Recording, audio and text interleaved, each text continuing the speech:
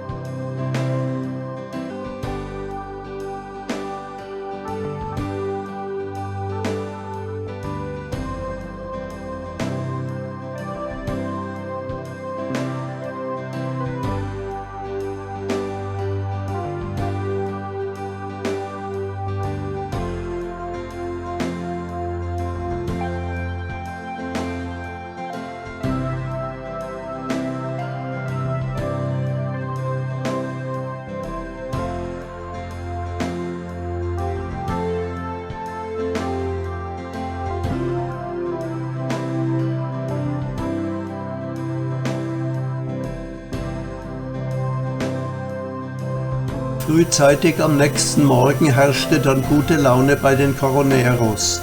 Mit viel Erzählen und Gelache machte sich die Truppe an die Arbeit.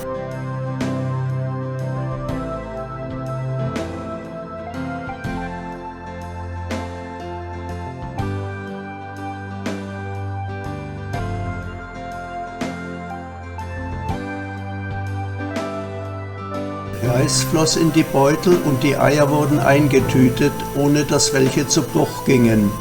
Zum Verdruss des Bären. Der hatte auf einen Omelett aus den kaputten Eiern spekuliert.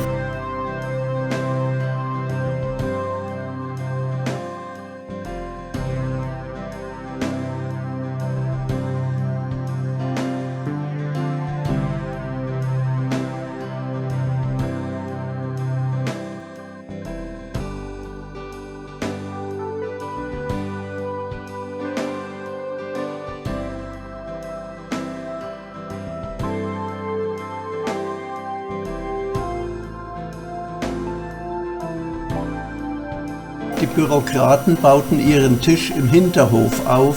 Sie hatten Angst, dass es regnen würde, aber Petrus hatte Mitleid mit ihnen und hielt den Regen zurück.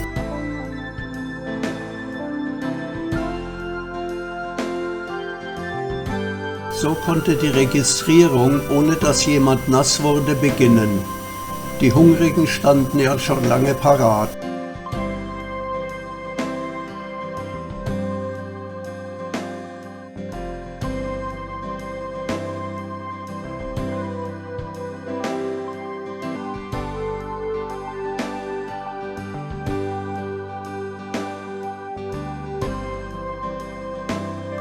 Bitte schön mit Maske und in getrennter Zweierreihe.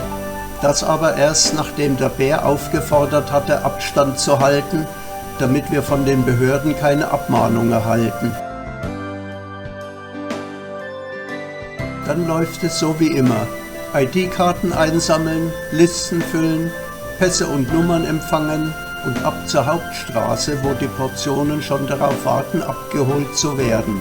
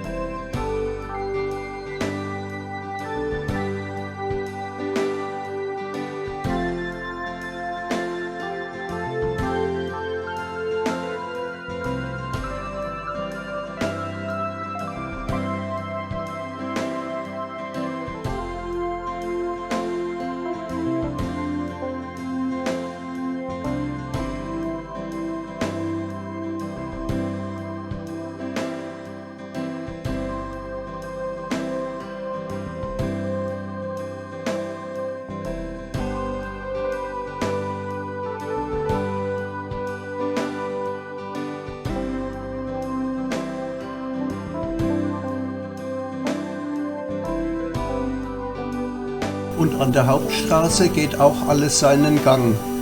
Nummern abgeben, Reis und Eier empfangen, die Kinder eine kleine Süßigkeit entgegennehmen und ab, damit der Nächste drankommt.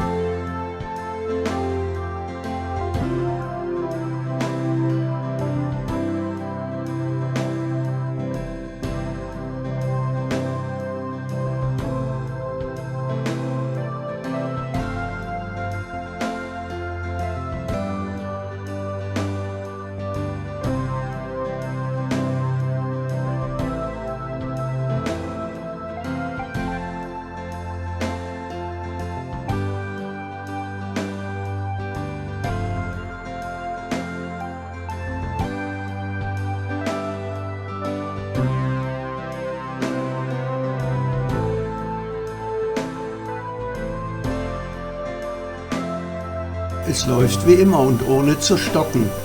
Bis alles verteilt ist, Ausgabetische aufräumen und, wer hätte das gedacht, die Kutsche für die Bewohner des Nobelviertels beladen, damit die nicht umsonst warten.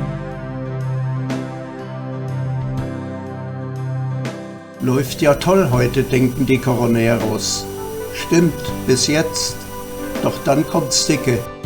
Der erste und schlimmste Hammer ist die Mutter mit dem Kleinkind. Wir haben wirklich alles versucht, der Frau auf den richtigen Weg zu helfen. Ein paar Mal Unterkunft besorgt, diese gewechselt, wenn es Probleme gab, und sie letztendlich in einer kleinen Siedlung mit einfachen Menschen untergebracht, die sie freundlich aufgenommen haben. Haben ihr jede Woche Verpflegung für sich und Milch, Pampers, Kleidung und Babyshampoo für den Zwerg gebracht, auch wenn das Geld nicht für die Allgemeinheit reichte. Rob hat sich die Zunge mit guten Ratschlägen und Ermahnungen wundgeredet. Das hat leider alles nichts genutzt. Sie ist immer wieder mit Diebstählen und Drogen rückfällig geworden.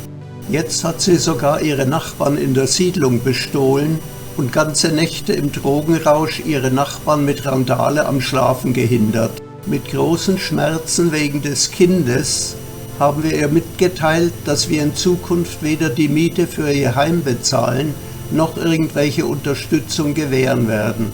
Rob und dem Dino ist zum Heulen zumute, aber wir können die Spenden unserer Unterstützer nicht für eine besserungsunwillige Diebin und Drogenjunkin ausgeben.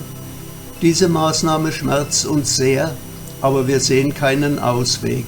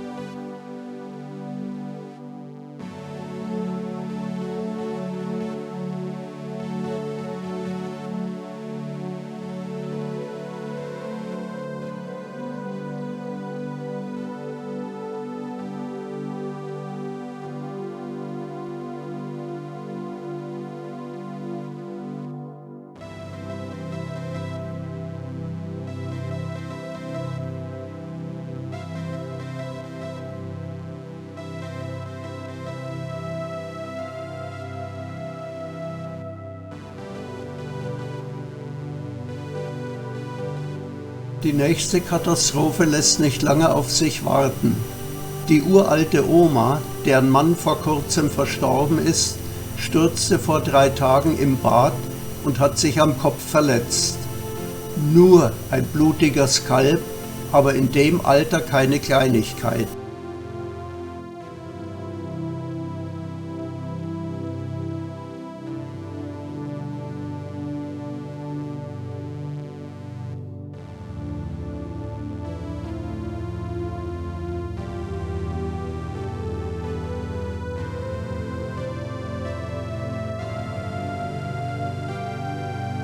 Bei dem älteren Paar hinter dem Tempel in Rawai musste die seit langem bettlägerige Frau 2 Tage lang alleine zurechtkommen. Ihr Mann, der sich sonst um sie kümmert, war 2 Tage lang mit Schüttelfrost im Krankenhaus, ohne dass der Arzt eine Erklärung fand. Jetzt ist er zurück, weiß aber immer noch nicht, was ihm fehlt.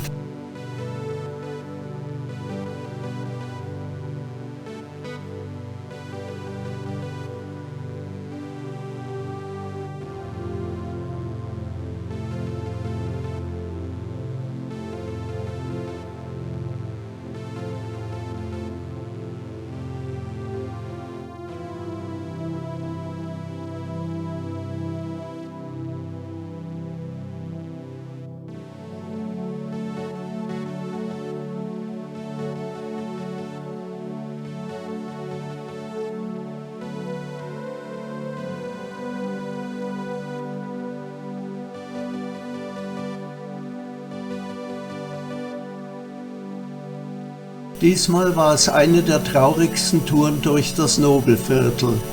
Wir hoffen alle, dass sich das so schnell nicht wiederholen wird. Und so geht der heutige Tag in recht gedrückter Stimmung zu Ende. Liebe Grüße, eure Corona-Gang.